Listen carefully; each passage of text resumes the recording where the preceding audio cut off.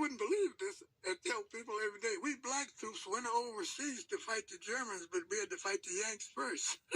George Taylor was a black soldier born in Culpeper, Virginia. At the age of 90, he told us his story of that time in Britain. If I took a British lady to a movie or to a restaurant, I'd have to fight my way out. I'd have to fight the Americans.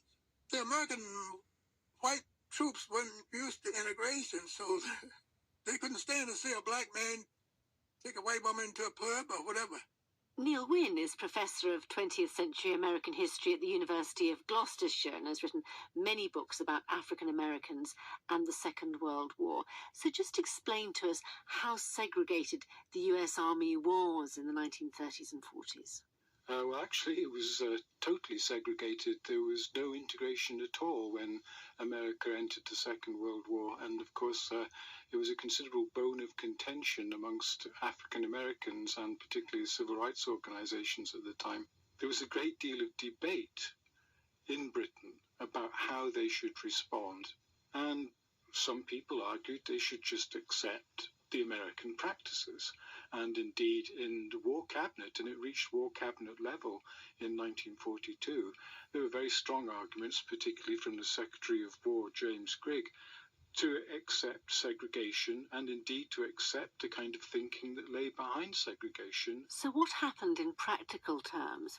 Thousands of African Americans now appeared in small, out-of-the-way places.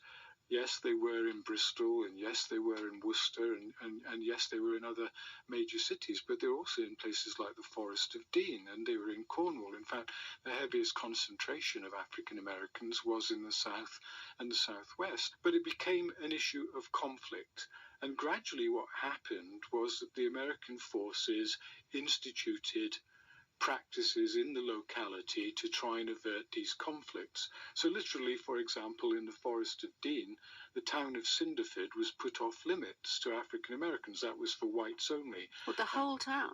Absolutely. Coleford in the Forest of Dean, on the other hand, was for African Americans. Tewkesbury, where there was a major concentration of both black and white American forces, they allocated certain days. Tuesdays and Thursdays and Saturdays for white Americans, and blacks could go into town Monday, Wednesdays and Fridays. Some chip shops were for blacks only and some for whites only. So this was a de facto segregation, really, wasn't it? Absolutely. And this is what happens, that as one of the black observers says, that British practices and attitudes notwithstanding, by 1943, 1944, you have in fact got Jim Crow introduced into Britain. There were incidents that made the papers. A riot in Preston resulted in the death of a black serviceman and became known as the Battle of Bamber Bridge. Teresa Bothwell from Dudley befriended an 18-year-old black GI from the Deep South. We were standing talking on the pavement, and I spotted 3 white Americans coming along the pavement towards us, and he looked very uncomfortable. Anyway, they came up to us, and the fair-haired one, he said to the coloured boy, he said, "Boy, what are you doing walking on the sidewalk? And what are you doing talking to a young white lady?" So I said, he was just asking for help. "I wasn't talking to you, miss," he said, "I'm asking him." So as the boy went to speak, they pushed him into the gutter. "That's the place for you, boy." I said, "For your information, this is not called a sidewalk. It is called a pavement. And in Britain," I said, "people of all colours are allowed to walk on the pavement."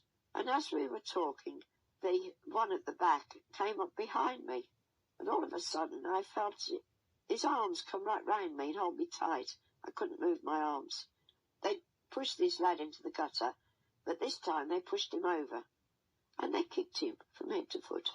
And they kicked him and they kicked him. Later that same day, Teresa saw 3 black GIs being chased through the town. One ran into a shopping arcade, followed by an American military policeman. The military police van pulled up, and I said, is he alive or not? I said, because it looks as though he's had his head bashed in. "Oh no, miss," he said, he said, he's dead. He said, that isn't what killed him. He said, he was knifed in the heart. He was resisting arrest rather than be taken.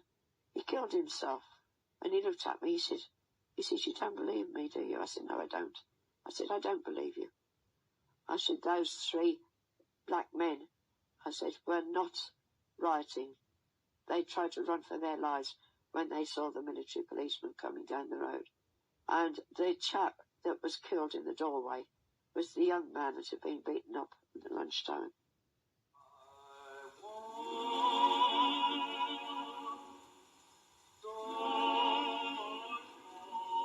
Here again are the voices of some of those men, the group who have banded together when off duty as the American Soldiers' Chorus. They're a group of colored soldiers who are spreading goodwill wherever they go. Whenever their duties are permitted, they've been singing to thousands of people all over Britain. Going to lay down my burden down by the riverside, down by the riverside. However beautiful the music, the wartime propaganda couldn't disguise the tensions between white and black GIs. But what did unite the troops was the mission ahead, the inevitable invasion of Europe. Many soldiers died on the Normandy beaches. Those who survived saw their lives changed forever. And for the girlfriends back in Britain, romances which began in a local dance hall would lead to a new home in a new continent.